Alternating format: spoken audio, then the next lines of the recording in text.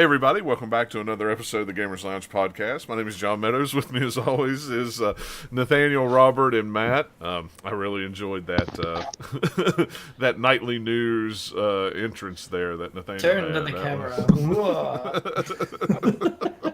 Well, was, hello. that was pretty good. But no, we just recording like we always do on Sunday nights. Thanks for hanging out with us in the chat for those on Twitch. And if you do not follow us on Twitch, you can catch it live while we record and drop in and be part of the chat room, which is always a cool thing. So we'll start like we always. John, that's a nice shirt. What is that? What are you wearing? Yeah, that's for Why sure. don't you tell our listeners? Oh, we could talk about this at the end of the show. We'll save that. We'll have them start. We'll keep them hooked to find out what the shirt is. Stay tuned. Yeah. But we'll start off like we always do with what we've been playing, what we've been doing. Nathaniel, you've been playing Dead Cells, I see. Any good? Yeah, I played it about maybe an hour back some point in early access because I bought it quite a while ago. And so since it's fully out now, I was like, I'm going to give it another shot now they've added all the stuff to it. I'm like, I'll just play it a little bit. Ended up playing about 5 hours in a row. Yeah. Because it's just that good. Yeah, I really awesome. want it, but I'm going to get it on the Switch, so I have the physical edition ordered, and it doesn't come out to the 21st, so I have to wait. The closest thing I can think of would be Rogue Legacy as far as the game. It's not exactly like Rogue Legacy, but it's very similar in the way you progress. It's like any other roguelite, you're going out, making a run, dying, coming back. Right. But it also has that kind of permanent progression loop that Rogue Legacy also had, where you can upgrade different things and collect different things. Yeah, so Dead Cells, you're just some dead blobby thing that takes control of a body every time you die, and you like stand up and you have like a glowing head looking thing. The art in this game is really, really good, and you guys have seen the worst of it probably, because anything that I'd seen footage-wise was just pretty much the first level or two. Yeah. The way they've structured the game almost is like, hey, the further you get along in your run, the cooler the levels look. So the first one's kind of dungeony, and then there's some other stuff you can go through, like sewers and other stuff. But by the time you get like further and further, like the art changes quite a lot. Yeah. So it's really, really cool. I've seen maybe 7 or 8 of the areas, I think. Oh, wow. Okay, good. Something like that. I had one super crazy run yesterday that I did that was like the whole run was 2 hours or something. Ridiculous. Because I'm not trying to do speed running, which is a thing you can do. Right. I'm going to explore every corner since I'm new to the game. But there are certain specific doors that if you get to them in time, you open them and it gives you a lot of like upgrade stuff, kind of equivalent to what you'd get if you went and were killing all the enemies and going thoroughly. So there is kind of like, hey, if you want to speed run it, you can. Yeah. I just haven't gotten that far in the game yet where I'd want to do that. Right. But what you get is you start with kind of your basic weapons, and then as you go, you can find other weapons from very rarely drops, but mostly like treasure rooms or a store that you can find on a level on a map. And then they have better stats, but then each of those weapons also can level up. So the further along in your run you might see the same weapon, but it's a like level 5 version of that, and you're holding a level 2, so you might want to actually like pick that up because it's got better stats and stuff on it. So each weapon has its own basic kind of damage and stuff that it does, and then the better versions will also have extra cool stuff that it does, like extra bonus stats. So like this shield shoots an arrow out of it whenever you activate it, or this bow and arrow normally shoots 2, but this particular one got a stat where it shoots a third one up in the air. Just different weird stuff. Like you drop a grenade when you swing your sword. All sorts of cool, like, and bonus things, like it sets things on fire, elemental type stuff too. Yeah. So there's a lot of loot in this game. And some part of the permanent unlock stuff is you get the dead cells or whatever they're called, because you're getting gold that you can use during your run at a store or wherever. But you're also getting these like cells that if you die, you lose them all. but every time you get in between levels, there's like kind of a midway point that you can spend them. Yeah. And you can use those to unlock new weapons and abilities, skills, and stuff that's permanently there. If it's a weapon that you unlock, then it's kind of put into the pool that you may show up in loot drops and things. Yeah. So you start with a very limited amount of weapons, and the more you play, the more you unlock, so you get cooler and cooler stuff. Cool. So It you looks have kind of awesome. 2 main weapon slots, and then you have 2 gadget slots, for lack of a better word for it. I think that might actually be what it's called. I'd have to look for sure, though. So your 2 main ones are an X and Y on an Xbox controller, and then the trigger buttons are the gadgets. And so you start with like a sword and either a shield or a bow, and then there's things you can do to change what your starting equipment is further than you go. I just haven't unlocked it yet. And then you get cooler stuff as you go. So you can get stuff like some of the gadgets are more like traps or turrets that you can place down. And if you level up that stuff, you don't even have to do anything. You just toss them down and wait for them to kill all the things up above you. And then, okay, now I can go. See, I That like can that. make some of the tougher areas a little bit easier. But then there's some things where it's like, all right, I'm super underpowered with the sword and stuff that I've got, but I can throw this turret up here and it will kill them pretty good. But in order to get up there, I have to avoid getting hit before I drop it. So you have to do a little bit more maneuvering with those. So it's kind of a different kind of play style, but it's not like it's easy mode either. Yeah. So you have 3 different kind of what that's like, say, in another game like an RPG, you have like strength, charisma, that kind of stuff. There is brutality, which is red. There is purple, which is kind of like your gadget stuff. I forget the name of it. And then there's green, which is related to health and some items. And you find these scrolls during your run that only affects your stuff during that run. And you can up one of those and pick one, and it will give you 15% extra damage with that type of weapon. And it will give you, plus 35% health the first time you pick it. The second time you pick it, you only get like 15% health. So you can max out one of those to do a lot of damage with that one type of weapon, but you won't be getting as much health bonus each time. Or you could like go the balanced approach and be like picking them up and balance it out so you get more health overall. Depending on what weapons you've picked up on that run, one or the other might be the better way to go. Just depends. And then as soon as you die that run, all that goes away and you start over from scratch. It's not part of like permanent progression, that part. Right. But yeah, it's got really tight mechanics. The jumping and all of the like weapons and stuff are really fun. It's really, really good game. Yeah, I've all week long I've wanted to do nothing but play it. I wanted to play it, wanted to play it.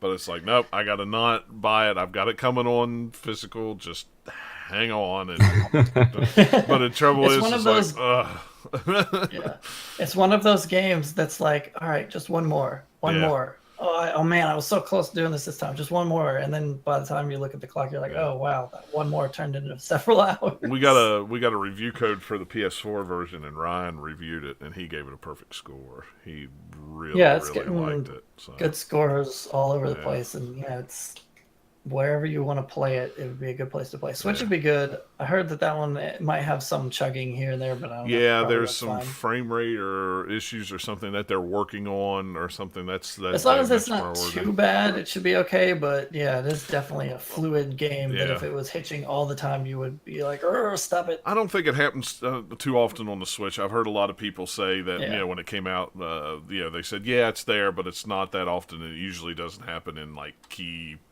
situations where it would be a hindrance. It would definitely be. Is a it good running game to play smoother in handheld. docked mode? That I don't know. I don't know if it was docked mode. They just said the Switch version. It didn't say if it was running that way in handheld or docked or both. Nothing was that. Nothing was that. They didn't go into that great a detail of exactly what it was. I'm going to guess it's probably both. I don't know. For them not to specifically say handheld mode or something like that, but they said Could that be. they're I making don't it know. a priority to get that version fixed and working right. So, yeah, I mean that's all right as long as it doesn't happen like severely every time I go into somewhere and it chugs to the point where it can't Can't It go. shouldn't, based on the way the game works, Yeah. it shouldn't, unless you've just got tons of things going on at once. Like you put a couple turrets down and you're hitting things with, your sword at the same time, and there's like half a dozen enemies on screen and things are exploding, then maybe. Yeah. Because there's quite a few particles when you have all the things going, but then it's over quickly and like, hey, it's good again, Yeah. That would be my assumption as well. Yeah, me too. So, what else you got? I've been playing. I play a little bit more. Guy, I was just in the mood for it one day, and I was like, played a couple more hours of it. Yeah. Nothing really too much more other than like, hey, I've unlocked a few more blueprints and I've gone to a couple more planets. Just kind of play it. One of those games I'll probably just keep going back to every once in a while when I'm in the mood to just kind of chill and fly around in space. I think that's the way most people play No Man's Sky. That's how I played it when it first came out, and I played an extra like maybe 10 hours now since this update. Yeah. So, yeah, it's good. I'd love to It's still try out the No Man's Sky, multiplayer. though.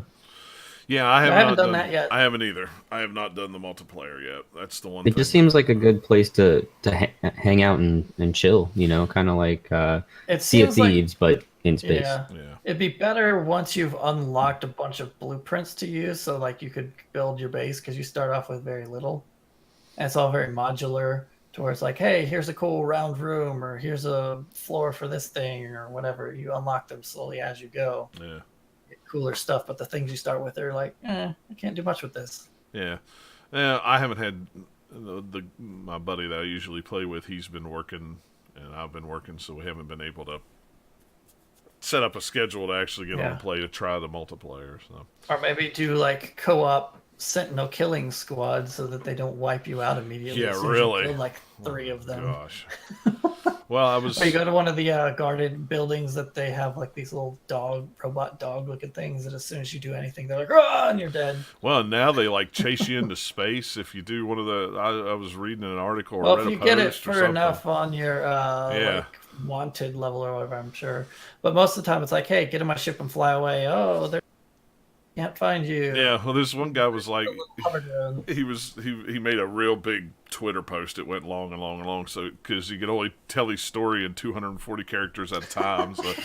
So we all kind of sat there and waited till he got till the tweets stopped, and that's what he said. He said the Sentinel started chasing him. So he ran, he hopped in his ship, he took off, and then the Sentinel started chasing him into space, and he said he couldn't get away from him because they just kept chasing. I was like, what if he had like warp drived or anything? I don't know. I don't remember if he Can't. did, and they just I was gonna say I don't think you can while you're getting chased or something like that. You can't while you're under. If you can get enough attack or distance, then whatever. they'll let you use like your faster drives and stuff. But if they're like you're in a firefight, you can't just like bloop out of there. Yeah, it was hilarious. It's like, oh my gosh, all you're trying to do was take something from a plant that it wasn't, and now you're getting chased halfway across the. Yeah. Don't go to the planets where the Sentinels actually care. That's the lesson. Yeah, really. Yeah, Go to the low activity planets. yeah. That's where I always try to go is the low activity planets. So. Go to the planet with the weird like cow, duck, giraffe animal thing, and just like chill, hang out with them. That's what you're supposed to do. You're not supposed to get killed. Right. I've also still been playing tons and tons of Minecraft, building things, Yeah. watching the videos of stuff. Although I never really stopped doing that, but watching more videos. But yeah, I've started building a house on my buddy's server today, and it's going to be huge. It's going to take me a long time to finish it because, hey, why not build something huge? If you're going to build it big. Oh, this is going to take forever. I built like kind of a framework for it. I'm like, oh, okay, let's build this and let's put another shape over here. That looks a little weird. We add this type of here. So it's kind of like a hollow framework. I'm looking at it like that's going to take forever to get all the blocks to fill all that in and then make it look good. Well, it's But like, it'll be fun. it's like I noticed that we didn't have power for a couple hours Friday. They were working on something, so they shut down. So when I came down tonight, this afternoon, my computer wasn't on, so I had to turn my computer on. So I turned Discord up, and it said, Polygon Wizard is playing Minecraft. Has been on for 4 hours. I'm like, oh, he must be building something somewhere. Yeah. Yeah, I've been doing like some exploring, trying to find different things. Been doing building of just like community stuff, although it's like 4 or 5 people on the server, so it's not a big one. But Right. I built a contraption to turn concrete powder into the concrete. Because like the way it works is you craft a powder block that looks a lot like the sand but colored, and then once it touches water, it turns into the concrete. That's the harder block. That's just like flat color. And so if you're just putting some water on the ground and putting a block next to it, it takes forever to do unless you have like an automated thing that'll feed the blocks to you as you do it. Right. So you can do just a ton of stacks in a row, and then like, hey, I've got supplies. I don't have to do this again for a while. Yeah, that's cool. So I built one of those, and then I started building my house. It's already got an aquarium and a cool pool in it, but it doesn't have like full walls. Because those are the only two things I knew I wanted to do. So I built them out, and then like, all right, well, do the rest Priorities. of it. Yeah, let me build the pool and the aquarium, and then we see what kind of walls I have to put around the building, and then we'll go from there. Cow? It kind of sits on the edge of a river, so I've got like the pool hangs out over that pillars, and then it's got little waterfalls that come off of it. So you're gonna have to make like a video or take some pictures so I can see what it looks like, because it sounds really cool. Maybe when I finish it, I'll be Yeah. like, "Here it is! It's awesome! It took me 5 minutes." Yeah, only took me 5 minutes to build. I've already put hours into it, so definitely not 5 minutes. I can only If it imagine. wasn't that, it'd be something else I'm putting into doing in Minecraft, mining or building something else. I might as well do it in my house. Yeah, exactly. Why not? I mean, that's the way it works, right? I mean, Yeah. Well, cool. Yeah, I haven't played a whole lot. I did start the Valkyria Chronicles 4 demo on the Switch. It's out on PS4 and PlayStation or Xbox One as well. So, what's cool about it is it's the prologue and the first 2 levels. So you can play it, and then your progression the save will carry over to the game when it comes out in September. So that's pretty cool. It's Valkyria Chronicles. I mean, it's pretty much, if you've played 1, 2, you've never played 3 unless you live in Japan or you imported it. It's Valkyria Chronicles. There's not much I could say else I can say about it, other than it looks pretty in handheld mode on the Switch, which is always a plus. It runs smooth, looks good. I can't wait to get the big collector's edition with the tank. I don't know where I'm going to put the tank, but I'm going to buy it. But and then we got a review code for Freedom Planet on the Nintendo Switch. I think I reviewed that one a while ago on the Wii U, I want to say. And for some reason, there's an embargo on it until the 30th. I don't know why. If you haven't played that game now, by now, I mean, it's at least 4 years old, maybe 3 years old. If you don't know what that game's about or you haven't played it, then I don't know what to tell you. I don't know why they have an embargo on it. It's very strange, but it looks very cool on the Switch. It runs very smooth on the Switch. That's about all I could say on it. It looked cool and ran smooth on the Wii U, and it's pretty much the exact same game except on the Switch. So, hey, whatever. Is it worth another $15? To support the developers, I would say yes. Because it is just a small team of people. I don't mind double or triple dipping on that. Ubisoft is releasing Child of Light and Valiant Heart on the Switch, I think next year or late this fall or something like that. And I've already got both those games free on PlayStation Plus or Games with Gold. I bought them on the PlayStation 4. It's like, I don't know if I'll buy them again. And everybody's like, well, we need to support the developers of this. I'm like, it's Ubisoft's publishing it. I mean, it's not. I don't know if it's a. They got some money behind but- it. There's some money behind it. I mean, It's not necessarily the developer so much as like, hey, you continue making this type of game because we will buy it. That's more for the case there. The rumor of that is they're going to be physical on the Switch, so I might actually buy those because, as far as I know, there's no other physical copies of those out. There may be of Child of Light on PS4, but I don't think so. Don't quote me on that. I haven't looked into it, but I might actually, if they come out with physical versions of them, I might actually buy them. I don't know if I would play them. I don't know if I'd buy a digital download of them and play them for a third or fourth time. I like both games, but I don't know if I liked them that well or not. That's really all I've been playing. Robert, you haven't been playing too much either. I see where you've been just playing one. I say not too much, Yeah. but how many hours have you played it? That's the question. That's a good question. For me, quite a bit. I've put about, I want to say, close to 9 hours in at this point. Is that counting the prologue of Octopath, or is that? It is, yeah. It's okay. counting the demo bit. So I put the 3 hours in the demo, and then I've put an additional 6 on it, I guess. And I'm really loving it. Way more than I thought I would. I kind of avoided it all throughout its development process. That first demo came out, I downloaded it without knowing really what it was, and I was just like, I'm not in the mood for this right now.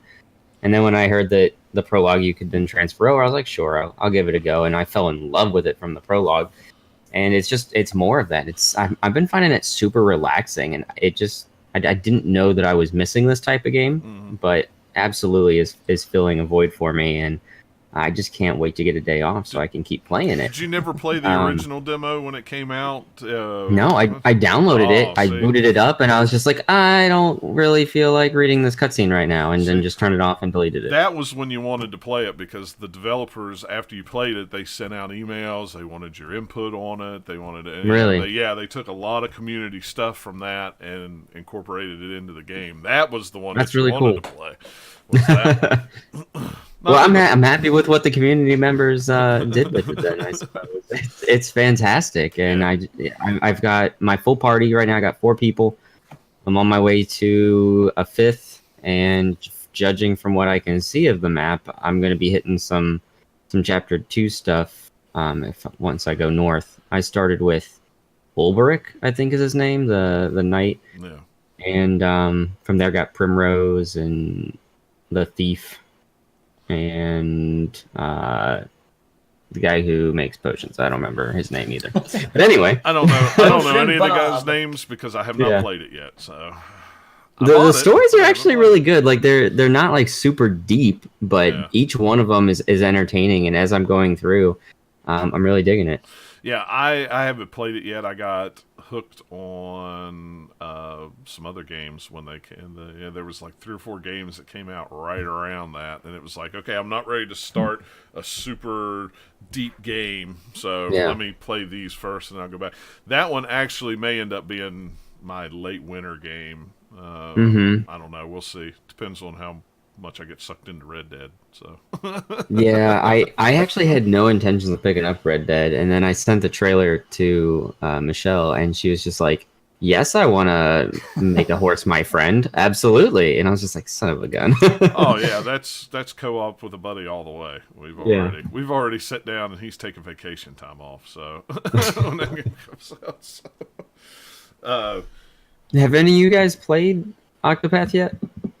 I've just played like maybe just about 15 minutes of the prologue, and that's been about all I've played. I played the original demo and I did played the not original like demo. the graphics were way too fuzzy and giving me headaches. I'm like, ugh. So yeah, I did try to go like through the settings, because I thought you and I talked about that once about the demo, Nathaniel, and there was nothing in the settings to reduce the amount of pixelation in the background. It's just what it is. Yeah. Yep. But you get used to it. The thing is, I've seen like other games that really do good. similar things where it's like pixel art with cool lighting and other stuff, and they look a lot sharper. For whatever reason, Octopath is just like, we're gonna be blurry because we can. But yeah, it's just my weird. eyes hurt. You know what? I never noticed that. I mean, I noticed and I've said it before. I noticed the focus on the sides and stuff like that, but I never noticed the pixel guys being so. You can fuzzy. turn that part off. Yeah, the focus. The focus. Yeah, that part's fine, but it's all just like in general all blurry. Yeah, well, I never like really. It's like they're rendering it smaller and then blowing it up to the screen, and then it's getting all blurry. Yeah. Yeah. No, maybe I that's what they're definitely doing. see Maybe where you're not. coming from. Maybe it's just the art style. The water looks really good. Yeah. It always looks out of place, and I get caught just staring at like the little rivers going by. I'm just like, oh, it looks really nice. But yeah, water. at least in the demo, I didn't really like the combat all that much. It was okay, so it just hasn't been something I wanted to rush out again. see, I'm the Pick it up exact later. opposite as far as the turn-based stuff. I'm really digging it. It reminds me a lot of actually Final Fantasy X, where you can see all of the positions in line and how each move affects your speed and all that. Yeah. Super cool. Yeah. Was it? Somebody in the chat wants to know, how does the follow train work? Do you know? Is that in reference to the game? I don't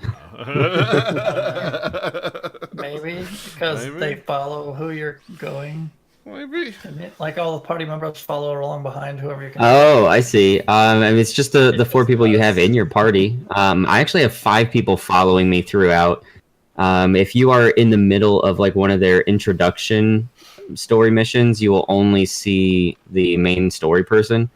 But then once you get through that and you're walking through the town, they'll all be following behind you, and you can use each one of their special moves throughout the town. With, I think it's Y is the button that you use. But with Primrose, one of her special abilities is she can allure people to join you in battle for up to X amount of summons, and that person will also follow you throughout the towns and the overworld. So you can have up to, I think, 5. At least that's what I've seen so far. Follow behind you. Yeah. Cool. Matt, what have you been playing? For me, 3 games, a little bit of Terraria. Still digging on that one, huh? Yeah, we That game is awesome. got a group of 5 other people to play. Yeah. So we've just been slowly grinding through it. We activated hard mode week and a half ago. Nice. And then so it's like one of the people is like, let's beat all bosses. Yeah, let's go as fast as we can. And I'm like, well, I'd rather like not do that for a while. And then everyone's like, "No." well, you know, that's kind of the point of the game. Let's do it. It's like, Yeah, okay, that's fine, the whatever. point. So then we beat the boss, and then hard mode activated, and it's harder than what other people had expected, and we just started getting like dumped on. And like day 3 in game, like day 3 or 4 in game, pirates attacked. And if you don't never know, played the hard mode in there before, you played like even a bunch of Terraria, but as soon as you do that, it's not messing around. it is a whole different like it goes from like casual like let's explore the world game to like we're gonna beat you senseless game. Like Hey, look, it's a blood moon. It's a this or that. oh yeah, I'm like dying again. and Let so me dig a it's hole and hope it goes away. yeah.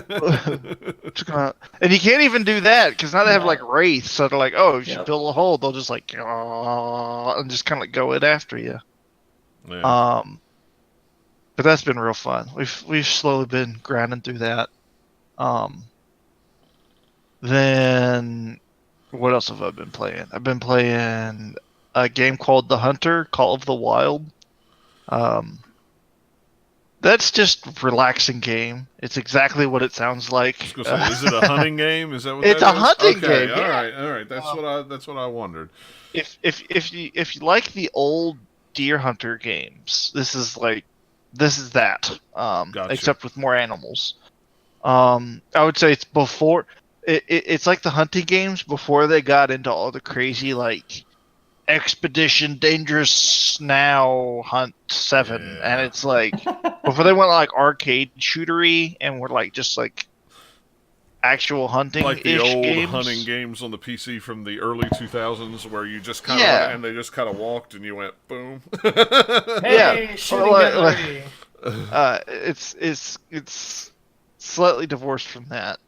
Right, but But they try. They I feel like there is a lot to do only due to the amount of stuff they've put in, but no individual item is super fleshed out. Like most of the animals are really stupid. Like you're like no, they just behave unrealistically. It's kind of funny. Like there'll be one time you'll make a noise and they'll just run away. They'll just and then 30 seconds later they'll come trotting back and you're just like, okay, well, why would I even care about making noise from now on? Like, but I'm trying to think. Yeah, and they recently started teasing some new maps and stuff like that. I think they're doing. Africa, somewhere in there. But due to all the sticky issues with like endangered animals, they essentially took all the endangered animals out. Huh. And then the premise of the game is for that map is then like, okay, we took all these animals out to save the species, which makes sense. Unfortunately, since we've taken like the top of the food chains out, everything now like the weird middle part of the food chain has like gone to crap. Go in and shoot everything until it gets better. And so that's the Go game. in and kill it all, and then worry Yeah. about it. I got you. Okay. And so, so it's interesting. It'll be fun seeing it come out, if only for the surprisingly beautiful vistas. Yeah. Like if they made a non-violent version of this game where they're like, if you just took out the guns entirely and you can progress only with the camera function, I feel like they would get two very distinct types of players in this game, and it would be interesting to see how they do it. Yeah. Because it is one of the more beautiful outdoor games I've seen in a while. Yeah. It's but- funny that they don't have like a mode where you could just kind of, walk around and see everything. And Well, And then you you get can't. mauled by a tiger. Yeah. Yeah, you don't have to shoot anything in the game. You just don't gain any experience ever. Gotcha.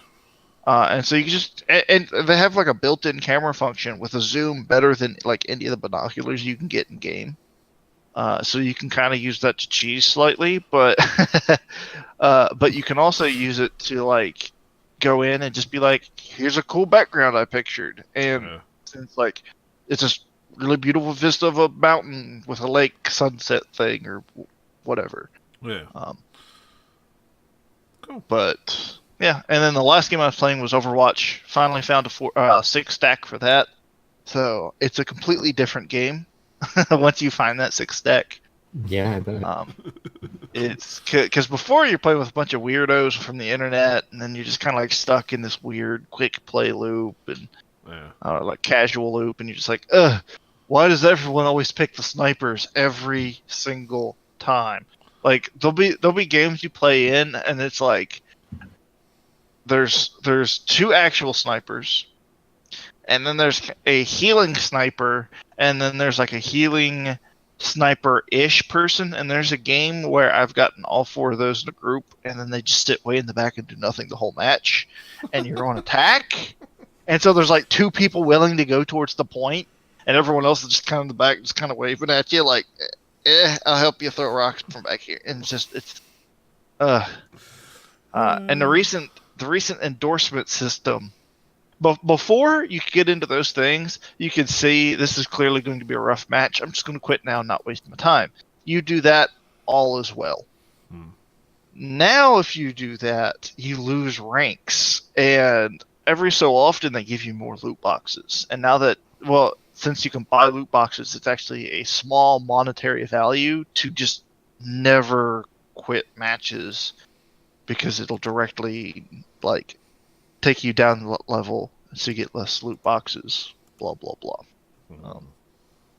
But yeah, definitely find a 6 stack if you ever want to play that game. Just find 5 other friends, and if you can't, like, buck up, go online, find 5 other people. You can do it. Do that. Yeah, that's the way I usually play those kind of games. If I don't have 4 or 5 friends that I usually play with, I usually don't play them, because you usually get into just groups of 12-year-olds that Yeah, it's that drive me crazy. one of the main reasons I'm not on too many multiplayer games these days. Yeah, I mean, it's I prefer just to play with friends, and that's it. It's especially with something like Overwatch, it would be very hard for me to just walk into a game with unless I just wanted to mindlessly play. If I was not trying to progress at all, then that's one thing. But it's like, I'm not gonna go there. I'm going to ignore that comment from my wife.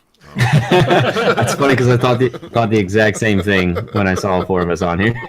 Like without Eric, we're just a bunch of bearded dudes. Oh yeah, that's right. We're the typical bearded dudes in our basement talking about video games. I didn't think about that. I'm on the second floor. I am also on the okay. second floor. Well, I'm in the basement, so screw you guys. But yeah, I don't usually, I try, and a lot of my friends don't play those anymore either because they just don't like to get in with a bunch of 12-year-old kids. So it's like Destiny. Yeah, that's why one of the reasons why we all quit playing Destiny. Well, one of the many reasons. If I had a sheet of paper that was very long, I could go into the details of why we don't play Destiny anymore. And they keep teasing stuff for Destiny, like they keep talking about the Forsaken. They're trying to whip everybody up into a frenzy for it. Mm-hmm. I think they jumped the gun and started doing that too soon. Well, and it's going to come back and bite them. The one thing that I didn't realize is that was a whole new expansion that's not in the season pass. So you want me to pay $20 to fix your broken game after I've already paid $100? Screw you guys! Just like the Taken King. I'm not going to do it. I'm not going to do it again. Nope. Fool me once. That's right. Yeah. And also, it's not like there isn't anything else to play out there. Anyway. Absolutely. Yeah. Anthem, Monster Hunter. Even just in that sort of arena. Yeah, even like in that in general, genre, there's plenty to play. Yeah, absolutely. But yeah, there's so much coming out. But we'll get into the news real quick. There wasn't a ton of news. There was some things that kind of came out this week that I thought was interesting. And one of them... There's some good stuff in there. Yeah. One of them, Nathaniel had tweeted about earlier in the week. That's how I found out about it. Fallout 76 will not be available on Steam at least day one. It's going to be on their own... Welcome to matchmaking problems, unless they've got some really great engineers. Player load. Yeah, I don't know. Their break it early testing, whatever application is going to have a lot of that fixed. Is I'm sure the first things that it's going to go into it. They get enough people in there. Oh crap, we didn't know this is how it worked. Whereas like, hey, put it on Steam, you can just use the existing tools. Well, yeah, and it's just so. And weird. Also, the thing that bugs me the most, I know it's petty, but I don't want to have to build a friends list again. Yeah, I mean, well, let me play with you know what? That's to me, I don't think that's petty at all. I mean, if you can't, and I've already got, let's see, 1, 2, 3, 9 launchers for different game platforms. Oh, I believe it. There's a bunch of them I don't have installed on here anymore because this is a new PC build. I've got Ubisoft, I got EA, I got Twitch now, I got Steam. I mean, I've got 4 or 5. Galaxy of Games. Yeah, Epic. Yep, Galaxy of Games, or it's like there's all sorts of different stuff. Yeah, I understand. So we don't need another one. I know why they want to do it. Come on, Bethesda. Stop. Yeah, I mean, I understand to a point why they want to do it, but to me, it just seems silly. At this point, it just seems silly. But well, I mean, for them, it's more of a profit thing. Yeah. Rather than a. I did read that they said that it doesn't mean that their future games are going to be done the same way, that they may still work with Steam on that sort of stuff. Well, I think it's because it's the multiplayer, whatever aspect of it is making them treat it differently than if it was just another Fallout game. Then, of course, it'd be on Steam so that they could tout the Steam Workshop integration and all that stuff. Yeah. But this game won't have that. So they're trying something new, I guess. Right. I don't know. It's just kind of weird, but we'll see. I'm not buying it on PC anyway, so I mean, if I was gonna get it, it'd be on PC somewhere, and now I'm kind of like, no. What small interest I had in it is now completely just gone. I think I'm gonna pre-order it. Plenty of other games this fall that I want to play. I don't need to force Fallout in there too. Well, I mean, I was going to get it on PS4 because that's where most of my friends were going to be playing at anyway. So. But I mean, for those that play on PC, majority of the time, here's another launcher for you. Have fun. Then you gotta get. I mean, some people don't care. Like they'll just play it whatever. Yeah. But I don't know. Maybe so many people use Discord servers now that maybe friends list isn't that big of a deal. I don't know. I don't. But I mean, I don't play on PC a lot. So, but I mean, I guess I could see maybe using Discord as a meeting place for friends. Yeah, so I mean, maybe I have a server on there with a bunch of friends that were. Yeah, just chat about stupid crap all the Yeah, time. so but there you go. It's like it's still more programs that you have to keep booting up to Exactly. find all your games in different places. yeah, and that's to me that's a big hassle. Sticking on the Fallout 76, there will be private servers for mod support, but they will only be private servers for mod support. Mod support won't be in like. I thought they'd already said this before. I Like don't- Todd Howard had said something around E3 time. I don't like, know. First Oh, time we wanna I do remember mods. hearing it. I don't remember hearing that, but So this seems like one step past what I had already heard at E3, where it's like, okay, yes, we will do this. We're working on it. Versus, we want to do this. We're looking into it. yeah. We've gone one step further down to like maybe happening in the future. Well, and the other news too out of that is the beta that's coming out will actually be the full game, and your progression in the beta will carry over to the main game when you purchase it. So if you play the beta, which I think the only way to get in the beta is to pre-order it. I don't think they're doing beta game. I don't think they're doing beta keys anyway. I don't know. I pre-ordered it and got my beta key beta registration, and what it really was a key. It was just a registration to get a key when they launch it a long time ago. So that's kind of cool, though, that the beta stuff will carry over. I wonder how many times they'll reset it in the beta before it can carry. Yeah, right. Who knows? I put the Red Dead Redemption 2 gameplay trailer in the show notes. If you haven't seen it yet, watch this trailer. It's a gameplay trailer. It's in 4K. Yeah. It was on PS. It's 4 kind of Pro. like seeing what we'd already read about Right. from people who got to see it before, saying, "Here's all the stuff that's going to be in it," Yeah. and now we actually get to see it. So like, it looks like a cool ass game. Yeah, it does. Well, I want to say one last thing about Fallout 76. Oh though. yeah, go ahead. Because it's about like pulling all both those news things together. So I remember I can't remember exactly what game it was, but essentially it was modders wanted to mod the game so they could do crazy fun stuff with it. Right. And so what they had to do was hack the game in order to add those mods in. If Fallout 76 does a standalone launcher for this game, people are going to hack it anyways if they don't provide mod support. So, being a multiplayer only game where people are essentially encouraged to hack it just so they can add in more textures or tweak the visuals and stuff is just like asking. It's just painting a big bullseye on your back, in my opinion. So it would be folly for them not to have mod support, especially for PC games. Yeah, I mean, I don't.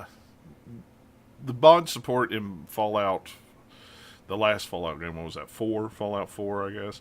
That was Fallout 4. such a big popular thing that I don't see how they couldn't, I mean, it's find a the- way to do it all somehow. of their games have had a big popular modding scene Mhm. going back a long ways. Yeah. So So this one's just a weird, strange beast with it being an online thing. So to right. put in like, oh well, someone's giving themselves advantage with mods and cheating now. You have to keep that in the back of your mind, looking at what people are doing with it. So it makes sense that only private servers would be the place that you could actually use those Yeah. for.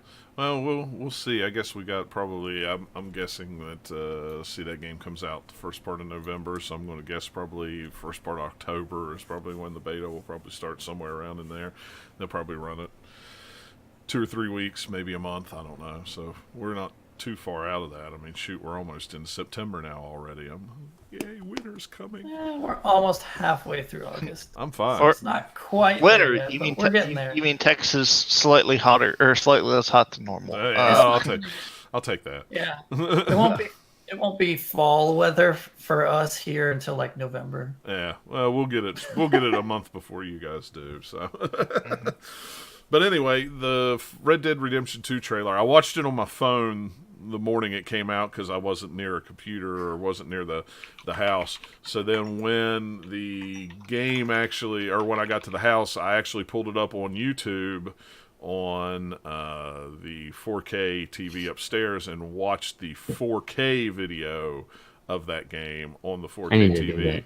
Oh my gosh. I mean, it is And that's unbelievable what you're how like, cool that is. Please put this out on PC some point. I don't care if it's a year later, just like GTA. Just Do it, please. That's where I was like, please, please, please, I'm ready for a cheap version of the PlayStation 4 Pro that I would actually. I told Nikki was watching it with me. I actually looked at her and I said, this game would make me want to buy a PlayStation 4 Pro and a 4K TV to play on, just because of the way how good it looked in 4K. Could this be used to help push the Xbox One X's? Because those are always saying you'll get better 4K than the Pro. Well, here's a game that you clearly want to play in 4K. Oh, yeah. I mean, to watch that video in 1080p on just a regular television or a phone or whatever, then you go and watch the actual 4K video in 4K on a 4K television. It was amazing how much different. The lighting, the water, the textures, the shading. Well, it's a ton more pixels in that resolution, so yeah. Yeah, I mean, but hope it looks a lot better. Well, usually that kind of stuff, though, I will watch it one place and then I'll watch it again, and to me, I don't see a big difference in 4K and 1080p. I'm like, it doesn't look that different to me. This one, I could see it just in the video. And I was blown away. I can't wait. I'm ready for that game now. I've been ready for that game. Yeah, it looks like they took all of the gameplay systems from Red Dead Redemption and then iterated on to do cooler stuff with it here, or make them more deep, like the stuff with your horse, or all these different things. A lot of those things existed in the first Redemption to a certain degree, but it's kind of like now it's deeper, or here's an extra thing on top of it. And I think that's awesome. But we still haven't seen, anything about like missions or anything, which will be in their next video. Yeah, that'll be the next video, which I don't know when that's coming, but I hope it's coming like tomorrow. You said refine all the systems, and the only thing I could think of was like, and now mountain lions will drop out of trees on top of you. Exactly. From the side.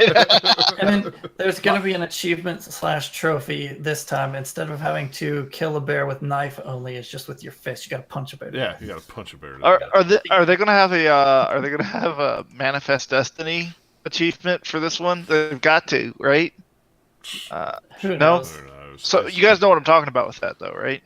I do, but go ahead. So in the first one, I never did this because I never. It was, at that point in the game, I didn't care. Apparently, there's all the bison, right? Mm-hmm. You can shoot the bison. Now, over time, if you do that enough, there'll be fewer and fewer bison, and then one day there'll just be no more bison left in the game. None. Yep. And then you can unlock an achievement where you've killed all the bison. You killed the last bison. You've driven them to extinction. I mean, that's not that hard because they're literally in one spot in that entire map. Right. Yeah. They're in the top corner. But still, Ain't no bison in Mexico.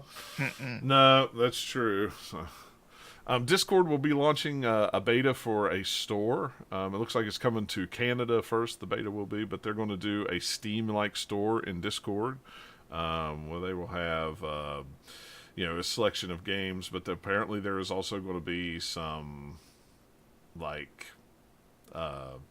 there's going to be like a subscription service and some indie games that are exclusive to Discord for 90 days and things like that. So now Discord's hopping on we're talking about launchers for games. Here we go. Now Discord I'm going to say that this was in the plan since they started. Oh, I am absolutely positive. They've had this huge roadmap, I'm sure, for all the stuff they want to do if they could, and it's been successful enough. They kind of keep adding things, especially things that will make them money. Oh, yeah, absolutely. Because they don't have that much of that yet. Yeah. Every company you see, every product like this that's trying to actually reach customers always has to have a monetization plan. Oh yeah. And honestly, this is the one I'm okay with. Like, hey, we're just gonna let you buy and sell games directly and integrate that straight into the client. Like, that is pure user experience that gives them lots of money. Make it happen. It's gonna be interesting to see 5 years from now when they have to keep monetizing what they're going to do after that. Wow. So this is the first step to where they'll be like, look, investors, we can do money. And then when they start seeing that continued return, they'll be like, okay, great, now make us even more money.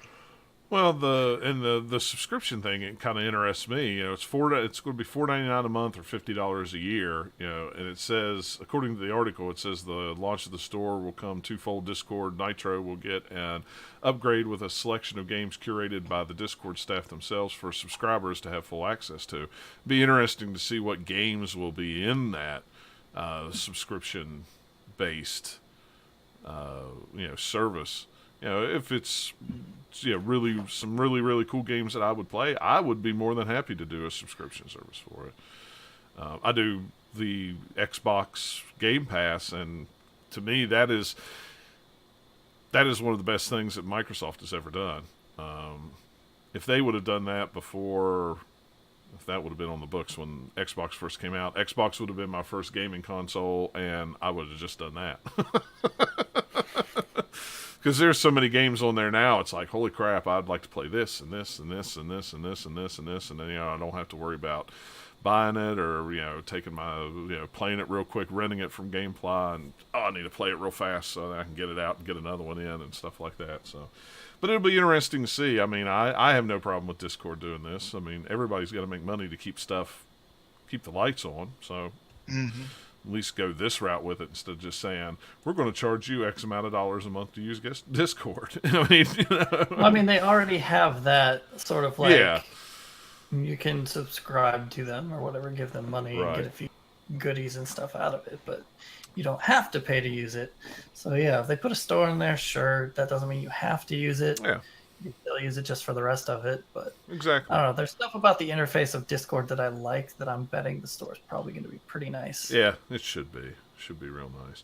Nathaniel, you tell me all about Smash because I did not watch the. I didn't watch any of it. I didn't watch any of the things. I read over a little of the highlights, and I mean, it sounds really cool. Well, in the show notes, I wrote insanity because it's just ridiculous. The way they presented this was funny. Like more than Luigi is dead. Yeah, they start off with like a trailer for like a character reveal. And it's all dark, and it's Luigi going through a Castlevania castle, and kind of like his haunted mansion vacuum and stuff. Is like getting freaked out by things. There's a ghost, and then like freaking Grim Reaper comes up and just slices through his neck with the scythe, and like his Luigi spirit goes out. And of course, that's the thing everyone's going about on the internet. Yeah, that's what everybody's saying. And Nintendo said no, that he is not dead. It's a trailer. It's just silly. Whatever. But so they had, that was the first character that they revealed. Is Simon Belmont is going to be a playable character in Smash. And then later on, they had King K. Rool from Donkey Kong Country, like the villain, gatory looking guy. And then Echo Fighters is going to be Crumb from, I forget what Fire Emblem game. And then Dark Samus and Richter Belmont. So those are the like playable characters that they revealed in this one. And they kind of sprinkled them out. But yeah, what I was about to say a minute ago is like for the motion graphics presentation style of this thing, there was more than once where they'd have kind of like graphs of here's how much things we had before, and then here's how much we have in this game, and it would start going and fill just past where the last game was numbers wise with like a bar, slow down like it's almost going to stop, and then just rocket up higher. And they did so there's like over 100 stages in this game that you can all play like the normal layout, or you can switch it to kind of like Final Destination, like plane, and toggle between all that stuff. So there's actually more variations in there too, but just like stages wise, there's that many. There's like 900 plus tracks for music in the game. That's 24 hours if you played them all in a row, pretty much. It's like just short of that. And that was another one where it's like, here's how much music was in the last game. Just like break the chart. And then they have like a player in there where you can just use your Switch as a music player and listen to all that music, which I think is awesome because it's a whole ton of really cool like Nintendo music and remixes of Nintendo music place. So you can sort it by game and all that stuff too. If you want to just listen to a particular one, you can say, I want to listen to all the Mario music or all the Zelda music or all of this or that. And just like, hey, you got to way to play it. It's almost like worth getting the game just for that. Yeah. They showed a bunch of like assist trophies and some Pokemon and things. One of the Monster Hunter monsters is in there as like it's a Rathlos. Yeah, assist trophy and a stage hazard boss thing, both, I think, Mhm. for that one. The first one, I believe, that was both. Yeah. So, what else was in there? There's like a whole bunch of little small things about how you can save kind of rules presets if you want. So you could make all the changes to the rules that you want, and then save it, so you don't have to do Yeah. it every time. So everybody, really all, nice. all the normal people who play with stock on, you don't have to reselect it every time. It'll just say, "Oh, this was your last one. Do you want to keep using that?" Yeah, I sure do. Well, yeah. Like, yes, please. There's a weird stage morph feature, so you can choose 2 stages when you start, and then it will either randomly morph a certain time. There's like 2 or 3 different options you can choose. So one stage will just magically change into another one in the middle of a match, because why not? Like a bunch Pokemon of other Reminds me of the old things. Pokemon stage. Yeah. Yeah. It's the hack. You choose that one and then another one, and then you actually get like 4 changes. And then So what you're course of the saying match. is choose the Pokemon Stadium 4 times, and then just have it like change to itself, but like change it back. And so many layers. So it's just like you had E3 where they're like, hey, all of the fighters from before are in this game. So we're like, okay, that's cool. And then now they've just jumped a whole lot more stuff, and they were like, okay, they really mean Ultimate. They're trying to cram as much in this game as they possibly can. It's ridiculous. they there also said Wall- that there's an unannounced mode that they haven't Yeah. shown us yet. They showed the main menu, and like one big corner in the bottom left is all blurred out. So there's all sorts of theories on what people think it'll mean. Some people think it says like spirits or something like that. So Wow. everyone's trying to guess, what is this mode? But yeah, they didn't say anything about like online or anything else like that. So there'll probably be more details on this later. Are they gonna have home run again? Yeah, they need to have home run again. That was crucial. I'm sure that'll be in there. Uh, And like break the targets and all those things, I'm sure. Yeah. that'll probably be in there as well, but don't know for sure. But I'm just guessing. If everything else is in this stupid game, they're not going to leave that out. I want to know how big this card is. It's going to be, that this game is going to be on. This thing's going to be huge. Digital It's the size of your Switch with a little nub, so it'll stick It in must there. be. I tell you what. They can't You actually even, put your Switch into the game cart you and can't play that way. You can't even get all 3 Banner Sagas on one cartridge. How are you going to get all this Smash Brothers goodness on You one? That's say what I wanna that? know. but how cool would it be if they made a game pack where it snipped into the USB-C port and like closed in from Oh, the God. top and like wrapped around behind and like. Congrats, we've added a Switch is GPU getting processing eaten unit for up. games. Yeah. I can't hold on to it in handheld mode. It's too heavy. One thing I saw is that one of the trophies is going to be Shovel Knight, and that was like Mhm. maybe a slight disappointment because that was one of the rumors of a playable character. People thought like, wait, maybe we'll see Shovel Knight. So Yeah. not playable, just an assist trophy. Still cool that it's in there. Yeah, Still that's gonna be cool. Waluigi though. Waluigi, man. No. That's the Mm. internet. That's the current internet meme. Once they got Ridley in, they're like, "Wait, guys, we can actually get people in. Let's go for Waluigi." And I think Nintendo's just like, "We'll give No. you Wario, but Waluigi's where we draw the line, Yeah. sirs." I'm sorry. We cut it off right here. This is where we cut it off. Yeah, it does sound like a fantastic game. Like I told you on Twitter, it's like I'm not a Smash Brothers fan. I don't really care anything about it, but it looks fantastic. All the features sound fantastic. It just looks like it's going to be the Smash Yeah. Brothers game that everybody's wanted for. Well, I mean, it's not like video games are strangers to using the word ultimate in the title, and most of the time Yeah. it doesn't really mean anything. But this time it looks like, okay, we're Yeah. really going to put everything in here. Yeah, and it makes me wonder, what are you going to do to top it in the next one that comes out? Or are you ever going to bring out another one? Is this going to be the definitive only version? I of bet they Smash will, Brothers? not on the Switch. It'll be whatever the next console. Are they gonna Right. Smash is too Skyrim? big not to, but I don't know what it'll be. They might like switch up the formula somehow or whatever. Yeah. No, they're Maybe just it'll be gonna different pull a people Todd making it. Howard. We'll see. Todd Howard, Skyrim. We're just gonna see Smash Brothers on everything from now on. Smash Brothers Ultimate, Smash Brothers Ultimate. Ultimate Have Remix, Ultimate Remake, Yeah. Ultimate HD, or whatever it is at the time, Ultimate 8K, or whatever. And get that Oh, Guilty so what you're Gear saying is we're turning gaming it scheme. into Street Fighter 2. Yes, exactly. It is the next Street Fighter 2. I mean, with everything going as games towards the surface, like there's really no reason. Like I think we've reached ability for game designers to make a game once, release texture packs every once in a while to like keep up with whatever resolution's at every 5 years, and then just release character packs. Just throw character packs at it. That's Like pretty much World of Warcraft. Yeah. It's way different now than when it first came out. That's Yeah. one example of a game that's been updated a bunch over time. I'm waiting Mhm. for Madden to take that. If Madden would do Kind of that, surprised that they would be- haven't yet. Yeah. yeah.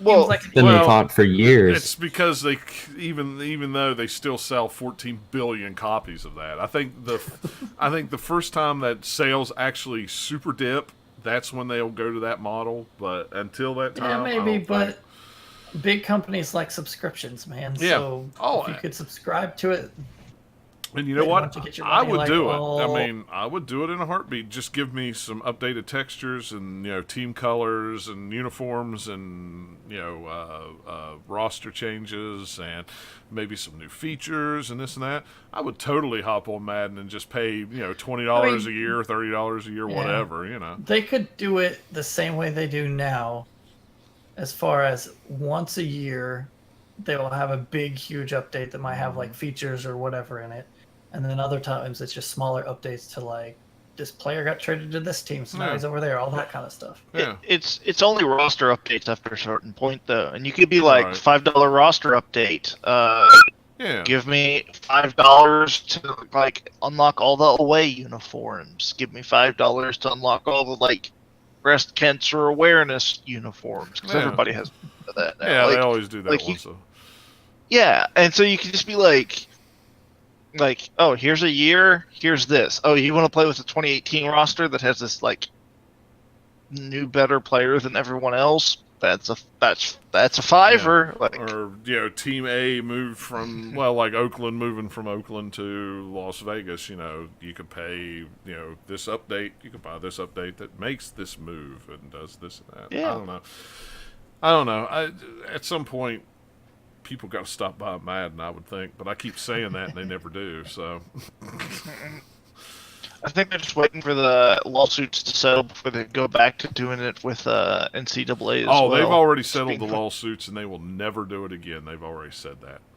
Oh, that's disappointing. Oh, it's very disappointing because that's the game that I loved the most was college football, and they said they will not make another college football again because every time they do, somebody will sue them. So, and that's pretty much what the NCAA said they will not give their rights. They will not sell The the rights to only way them. they could do it is if they got the rights for like teams and stuff, Yep. but no people, And- and just have generic. Yeah. Generic. Well, random and they made-up have to go people. from school to school to school now to get, and they won't do it. So Which makes sense. yeah, that's why if the Axis football on Steam really interests me because it's just a base football game that comes out with generic teams and everything like that, but it is totally open source to mods.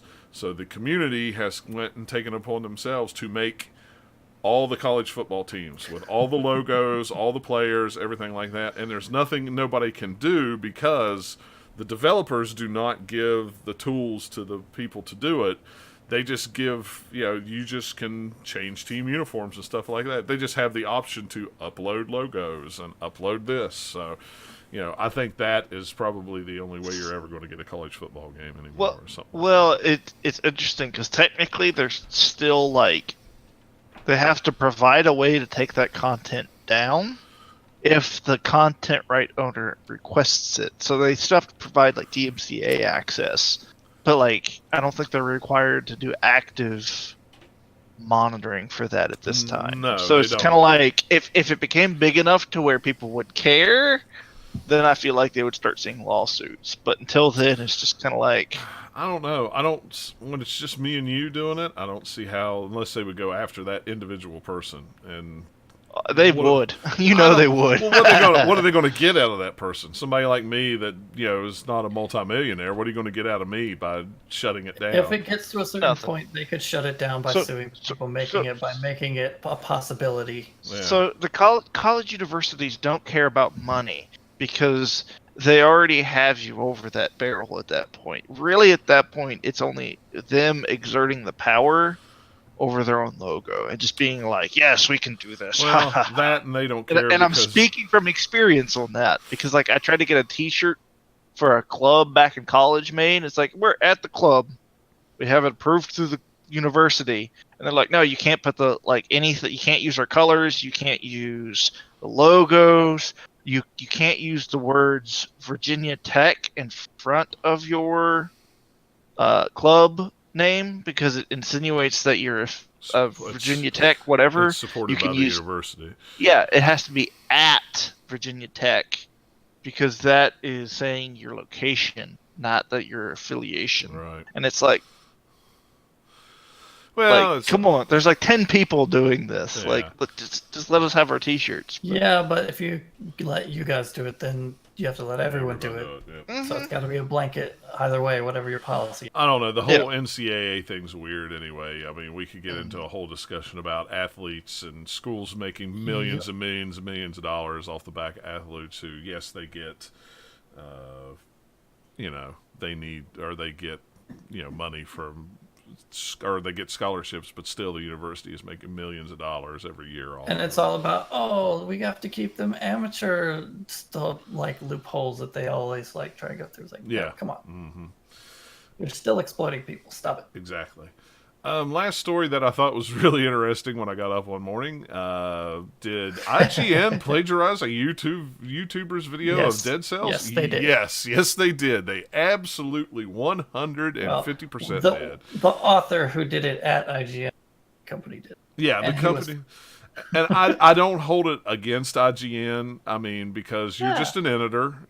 Somebody submits something, you edit it and go, yep, it's good. You're not going to scour the internet. There's no looking way you're for- going to find it. No 'cause way. that channel, Yeah. it's not even if it was like PewDiePie and you ripped off a huge channel like that, it'd still be difficult to catch Yeah. until like Exactly. somebody says, hey, then, oh, wait, now we will investigate. Yeah. 'Cause there's no way the editor's going to know. But if you watch the video of the guy who made the original review and then he put them side by side and said, look at this and look at this, I was like, oh my gosh. Yeah, they just It was blatantly. bad. Yeah, I mean, they Yeah. just blatantly ripped them off. Which, the one thing that I don't know is, I'm guessing he must have bought it and got it in the early access stage and stuff, because when we got our review code, we were embargoed till the 6th of August, so we weren't allowed to put out a review, and he put out a review like I'm sure,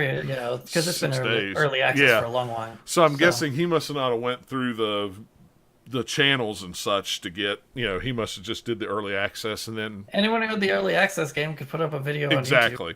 And that's what I'm kind of getting at. It's kind of weird that they would embargo all of us to the release day, but if you did early access on it on Steam, anybody could have got a hold, and put a review up early. Well, I mean, they wouldn't have the final Right. version until it was out, but by the time you're at that stage of early access, there is going to be some new things they add. Yeah, and see this. You know a lot about the game at that point. Right, but still, it was just at first it kind of threw me off, and then I forgot. Yeah, that game was in early access, so that's probably how he got it. Because immediately in the back of my brain I went, well, he broke embargo because you weren't supposed to have a review out that quick. But if that was like, wait a minute, it was in early access on Steam, so. But I mean, it was if you watch the video, the show notes have the link to the video in there. It is unbelievable how much of it he just totally lifted. It didn't even change the wording to it. I mean, some of them he'll change a word here or there, but he still structures the sentence the same way. Oh, He uses, yeah. like, a synonym for something, so you're still ripping it off. Yeah, it was. You just didn't even try. And clearly, IGN agreed because they fired Yes. too long after they started their investigation. That's what I was going to say. They fired him literally, I think, a day or two after. Yeah, it was like the next day after they sat down and read it, or listened to it. quick. Yeah, it was pretty quick. So good on IGN for doing the right thing and getting rid of that dude. But a lot of people are like, "Oh, this is what's bad with media or with journalism these days, and this and that and that and this." I'm like, look. IGN couldn't have, they don't have somebody that every time a review comes out, they go, well, Yeah. Time for me to scour the internet and check every little reviewer and make sure that And nothing even was plagiarized. if they Blah, blah, blah. tried, there's still no way you can see everything. No. You know, it's a big place. But the reason why it works the other direction is because there's so many people out here Yeah. looking at this, and that. And IGN is big enough, so like this guy knows his own review well enough, and it's like, yeah, I want to see Yeah. what IGN thinks. And he's like, oh, this is weird. You know, that Right. direction is easy to happen. The other way, not so much, because IGN ain't looking at somebody who has like, I think, 40,000 subscribers. Yeah. So it's still a decent small channel, but Right. it's not a Well, big splash that anyone's just going to know unless they just happen to subscribe to him. and if he'd have never clicked on that video from IGN, he probably would have never known it. You know, I mean, that's just it, and nobody would have been the wiser. But now it's out there. Now it's like, well, what else? Every time a review comes up on IGN, you read the comments going, oh, well, let's look through here and see what's been plagiarized now. I'm like, oh my gosh, come on, people. Yeah, well, that's fine, but I'm sure that some people already tried that anyway because I'm the sure. internet loves to look into things. Was and it try a- to find, Yeah. shake your finger at Yeah. whatever. Was it a text-to-text plagiarism, or was it like video-to-text? And It was Text to text. it was commentary over the video. It was like it was. Oh, Well, yeah, because the guy has just a video on IGN, but like the video, the text from that comes from the text. They Yeah. just kind of do a condensed version for the They wouldn't have been able to check any of that unless they, were No. submitting their subtitles and yeah. Yeah, I mean, there's no way an editor could check that. Know that, especially with something that, and that's where my embargo question first came in. I was like, well, they wouldn't even known because it was embargoed to them, so they just read it and sent it on. Where Even if you had some special editor that their Yeah. only job was to see, and there's any plagiarism going on, they're not going to be able to find no, it. you're not going to be able to track that kind of Unless you're plagiarism. super lucky, because there's lots of places on the internet that games reviews are. Yeah, There's just no way one person or even a whole company, all of IGN, everyone who look for the plagiarism for one review and see all the other reviews out there just to double check, they still can't look at them all. There's too many. yeah, no, there is way too many. The last little bit of news that I did want to talk about was, we talked about it a couple weeks ago, that Nintendo was going after several high-profile ROM sites. Emulation Paradise was one of the bigger ones that's been around for almost 20 years. They went ahead and shut it down before Nintendo even sent them a letter of intent to sue them. And that's what a lot of these emulation or ROM sites are doing. They're going ahead now and taking stuff down before the letters or emails come to them telling them to shut them down or they will be sued. This one was kind of surprising because, like I said, this is one of the ones that's been around for quite some time. I was a frequent visitor of that site, and they've taken all the ROMs down and they're reevaluating how they're going to still be a relevant site, whether it's going to be some kind of written preservation of games or something like that. But if you go to the site, everything looks the same. You can even go to the download page for the game, but you cannot download the games. The download links are all gone. So a lot of people have, I don't know, it's really weird because now you get all these people coming out of the woodworks going, preservation, preservation, preservation, preservation. I don't know if all these people are really that interested in preservation or they just want free games. I totally... Why can't it be both? Exactly. Well, and that's my question is, you can get into the whole preservation topic, and I totally get that. I'm totally all for preservation. I said on Twitter to somebody this afternoon, look at Panzer Dragoon Saga. That was a game, one of the last games that came out on the Sega Saturn. It's a game that everybody wants to come out again to play because it's such an expensive game. But the trouble is Sega destroyed the original copies of it. So unless they rebuild it from the ground up, there's never going to be another copy of that game out ever, unless they can figure out some way to, rip it off of the Saturn CD and make it actually work on something, which is totally rebuilt from the ground up. So situations like that, yeah, there needs to be some kind of preservation. But when do you have to rely on the companies to preserve their own stuff, or other people? I don't know. It's the whole ROM thing is weird to me. I'm fine with emulation. I'm fine with using ROMs. I don't sell them. Everybody knows that I have EverDrives. At the time, you own all the games. Yeah, and everybody knows that I have EverDrives for all my systems that play all the games. So I have complete ROM sets on those NES, Genesis, and stuff like that on a cartridge. But I don't sell them. I don't share I don't put them up online and sell the ROM sets. I don't make money off of it. And if it's a game that I like, I usually try to go out and find a real copy of that game, as long as it's priced within reason. Something like Little Samson that costs like $1,200 for some strange reason. I am not going to buy that game. I'm not going to pay somebody that kind of money for that game. It is insane. And to me, the whole preservation versus emulation stuff opens up a whole Pandora's box of why are games so expensive anyway. I'm a member of I follow so many people online on Twitter, and I'm a member of so many trade sites on Facebook that I see so many of these quote unquote high dollar games being traded around and moved around. I'm like, how is this game so limited if I see 5 or 6 or 7 or 10 copies of it a week getting shuffled around? To me, that doesn't justify why that game is so cheap or so expensive. It should be way cheaper than $1,200 if that many people are trading it around like currency. I mean, I don't know. But, I just wondered everybody else's kind of take on the whole ROMs thing, and if everybody else, felt the same way, or if they, didn't care, or, is this Nintendo just trying to throw their weight around and say, well, now we're not having the quote-unquote virtual console, so, they take all these sites down and give us a way to buy these games then, because there's a lot of people out there that would be happy to buy, collections of NES games, more than just the $60 30 games that are on a little system. Have some way companies could have to play these old games without having to spend either a fortune, or B, buy a system. Sell the ROMs. Who cares? I mean, this is a unique problem to video games, because you can't just say take the film and go take the original and Right. put it in a vault somewhere and you've preserved it. It's because technology keeps changing all the time that it's hard to get one thing where it's like, okay, you've got this, you could play it forever. Oops, now it doesn't work because technology's moved forward. Right.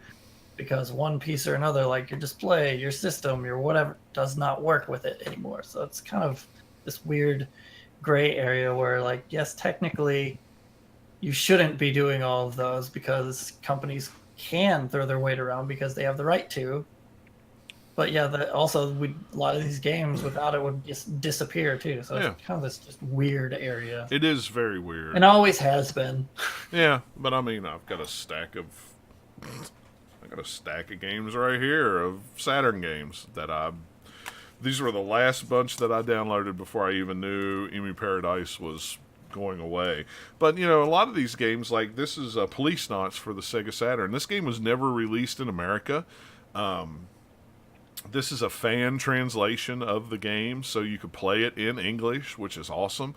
And if it wasn't for that site, people would may never be able to play this game in English, or you'd have to go learn a whole nother language to play it. I don't know. Yeah, but then again, they don't have the right to. Yeah. You don't have the right to play everything that comes out. Even if it came out here, like, yes, you may want to, and it would be great if you could, but you don't have the absolute right. You're not entitled to. Yeah, that's very true. And that's what, like, a lot of people, when they're talking about the right, Oh, hang on. they think they're entitled to it. Right. And that's not the case. For What were you me, gonna say, Matt? I think for me, like, it's very tricky because these things all need to be preserved. It is crucial to be like, hey, look, here's this weird place that video games started. This is what they went to. This is what they are now. Like, it's important to see that history, not just for gaming perspective, but like video game drives technologies that affect every other sectors. Just like rendering, stuff like that. And so having that technology through is important. But they're not just preserving the games. They're providing unfettered access to them at scale. Yeah. So if they were like, hey, we have a website, we have a copy of this game sitting in the back room, therefore we have one plug-in to our website where one person can check it out at a time. If that was a thing and you could play it through their website and like check it out, and they have the one copy in the back room to back it up, I think Nintendo wouldn't have many legs to stand on, because it's like they're not making money off of it. They're essentially a digital museum at that point. They would be like pioneers in the field. But because they're going in and say, here, just download a copy and essentially make unlimited versions of it, even if they're not making money of it, it's like that weird copyright issue. Right. And so it's like because they're distributing it. Right. Yes. And that's the whole thing. Positive hit. Now, yeah, it'd be one thing if it's like, hey, there's this organization out here whose mission is to preserve games, so we're going out here and we've, getting hard copies if we can find it, and getting all these ROMs, so we have digital backups of it all, and we have it in a nice, cool vault. We're making a museum somewhere, whatever. Yes. But as long as they're not distributing it, that would be an argument of, hey, we're preserving these. But as soon as you start putting it out there for everybody, you're not really preserving it. You're just distributing. Right.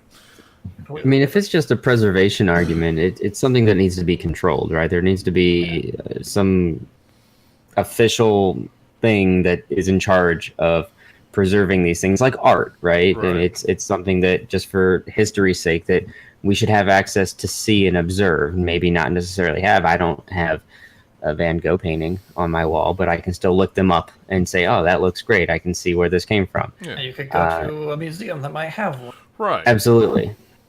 But not necessarily it should be available for everybody to consume at their leisure. Just like, I mean, it's like downloading music as well. It's not something that is allowed. It's something that happens, but every chance an artist gets, they sue or try to, get their stuff taken off of a site or whatever. But it's important. It's important to have it around in some form. Absolutely. Well, and that's where I wonder if it's going to take a individual. There's been several video game museums pop up over the past couple of years. Is it going to take somebody like that? Is it going to take individuals like John Hancock, who has like 24 or 25 complete video game sets? He's got all the NES games boxed. He's got all the Super NES, all the N64. He's got all of them. Is it going to take a personal person, somebody personal to do it? Or is Nintendo going to come out and say, you know what, we're going to keep, and I'm sure they have access to their whole library. Of course they do. I don't think Nintendo ever destroyed anything like Sega did. I think it's a company by company basis. But, at some point you've got to, so many people want it. I think that's the other thing with Nintendo games, is so many people want those classic Nintendo games that, they'll go out and they'll get the ROM sets, put them on a Raspberry Pi and play them. And I think you're going to see an uptick of people selling Raspberry Pis on, eBay now, or you're going to see people selling ROM sets on memory cards on eBay now. Now, eBay, of course, will take those down, but I mean, you still see them every once in a while on local Facebook groups, but I think you're going to see it more and more once those sites get farther and farther down. And there's still a couple sites out there that I've used in the past that I don't know if they are still around or not. I haven't checked them for a while, but there's even Facebook groups, and a lot of the Facebook groups that I'm members of that for like EverDrives and stuff, they have closed up their sites, made them private so people can't secret so people can't see them. Yeah. Just because they're afraid, just by talking about it, somebody's gonna come in and shut them They'll down. never do this, but what if Nintendo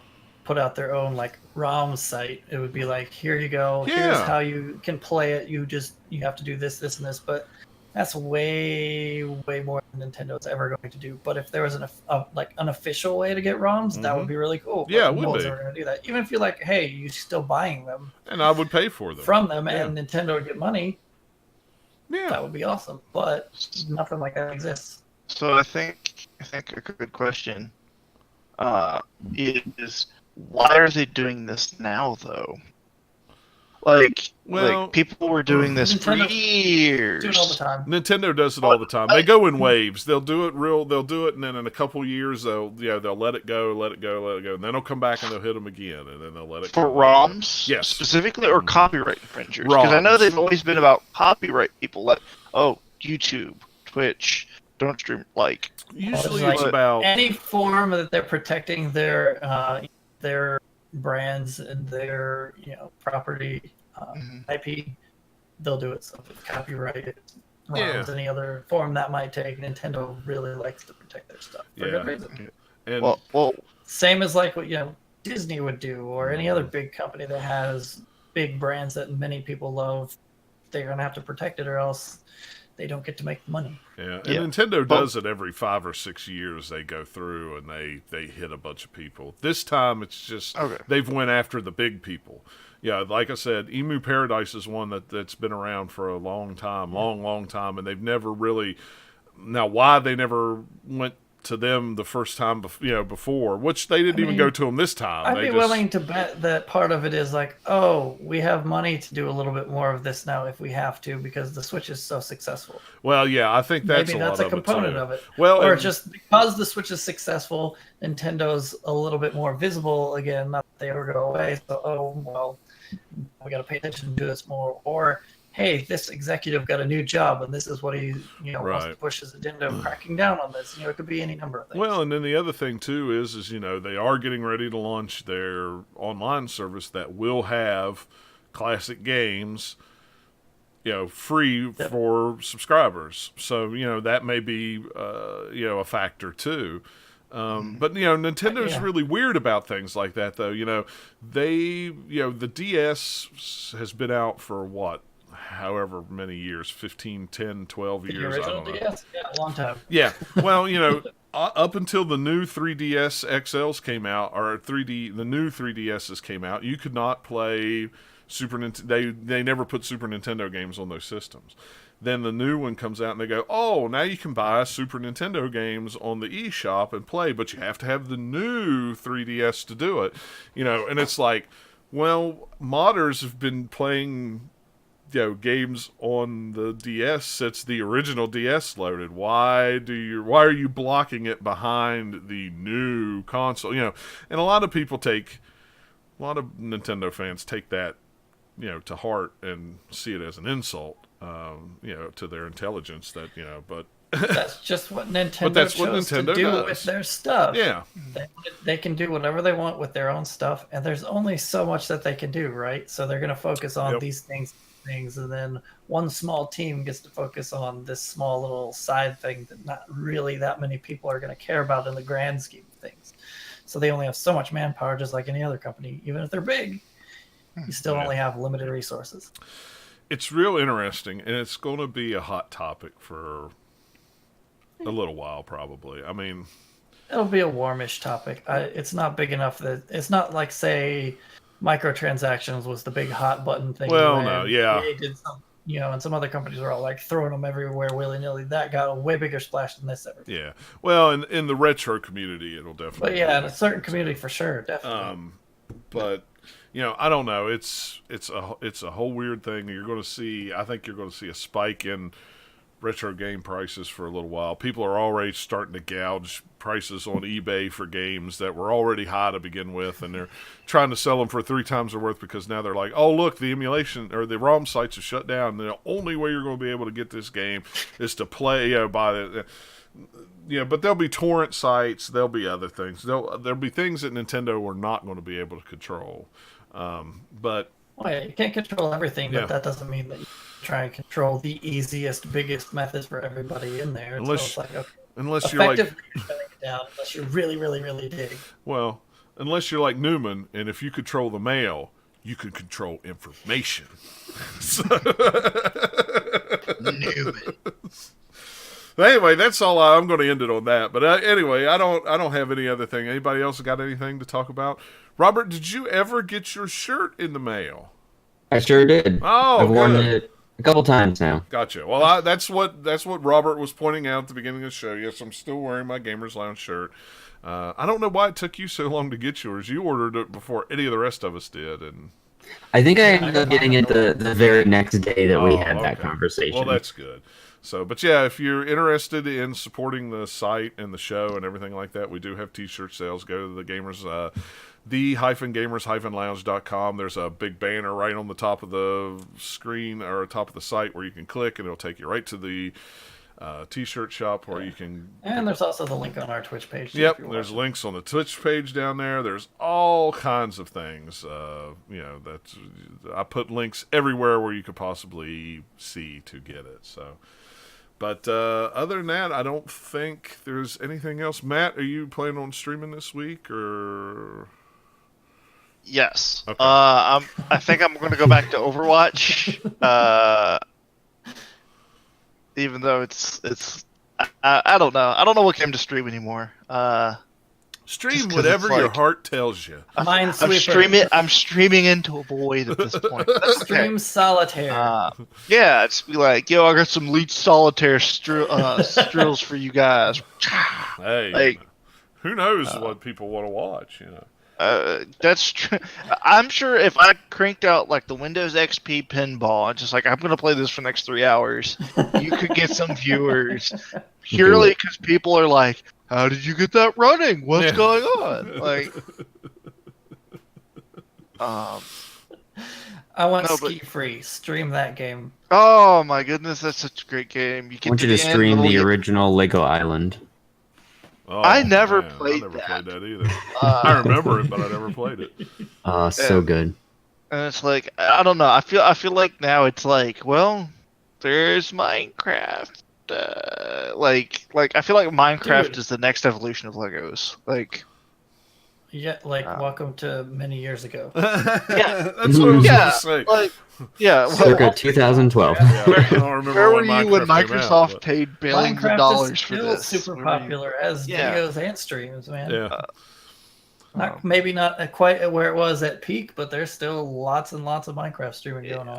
I feel like Minecraft is one of those games to where it'll never not be good, purely because of what it is. Like, who's going to make a better building game than that? Unless you like somehow like figure out a control scheme to where you can make it even like tinier blocks. Like you have that the exists. perfect formula. Mods, like- man. Micro Yeah. mods. Yeah. They But- exist. Yeah. What was it that I saw So it's somebody like- brought out a mod that almost for Minecraft? It was all growing It was like a garden thing or something. I don't know. It Oh was man, like- if you can think of some weird mod for Minecraft of like, hey, Oh, you Probably cut out does. there. because But- there are so many Minecraft mods and different ways of playing that game Yeah. that It- it probably And you're always going to get the like little. Just every so many months you get, and then somebody made this crazy thing in Minecraft, and it's like, oh look, it's the Danish government like recreating a 1-to-1 scale of their nation. It's like, which is a thing. Like Yeah. that's an actual thing for Minecraft. I remember somebody made a. Was it they made a 1-to-1 scale replica of Middle Earth? Oh yeah, there's all sorts of like oh, yeah. build Like- teams out there that's like you've got you've got like the Game of Thrones, you've got any big popular kind of fantasy franchise. Yeah. Somebody has built it in Minecraft. It's crazy, man. But has Crazy. anybody built Minecraft in Minecraft? Yes, they have. You can get command blocks, and they made a mod to where you can like load code using command blocks. And so what they did is like they used it to load an instance of Minecraft inside Oh, of no. Minecraft. Yes. Uh, build Minecraft arcade machine inside. Yeah. Yeah, and so then you can like run around and hit different mine blocks to send input to like the. It's crazy. Yeah, there's all sorts of weird stuff that people have done in the game. It's amazing. Yeah, I love Minecraft, man. But yeah, follow That's- us. Oh, go ahead. What is that, Matt? I was say that's the title. I love Minecraft. I love Done. Minecraft. Yeah, done. All right. I mean, well- that's not a secret. I've said that many times on the Oh yeah. That's, believe it or not, when Nathaniel put up some articles on the website before of Minecraft stuff, that still, after all these years, still are sometimes some of the most viewed things on the site after like 3 or 4 years of being up. They still pop up on the top 5 list, sometimes number 1 at the end of the month. It's really weird. It's like, man, that was so long ago, and people still checking I think in because on that. of that particular one, a couple of them are written to where if you're searching for, like, say, a build a tutorial or something or other, it just might have hit the magic SEO that Google like surfaces Yeah. it for people, Mm. which is cool. But I didn't do it on purpose. We just got lucky. I Nope, guess. yeah, I guess you just got lucky. Getting lots of clicks. Yeah, it's hilarious. But yeah, follow us on Twitter at GL_podcast. Anytime that Matt or any of us go live on Twitch for streaming, you can check it out there. Or, follow us on Twitch and get an email every time we go live. That's another way to know. Even though we try to have a set schedule, but things come up, and we can't always keep that schedule. But we try to get as close as we can to it. Consistency is key, but That's how work works. yeah, work happens sometimes. I mean, that's all you can do. So, all right, guys. Well, thanks so much for hanging out in the chat. We had a full chat room tonight, so it was good to have people talking and things like that. But like I say, definitely follow us on Twitch next time we go live. You will be able to be in the know that way. So yeah, thanks a lot, guys. I'm going to end the stream now, so we'll see you guys later. See you next time. Bye.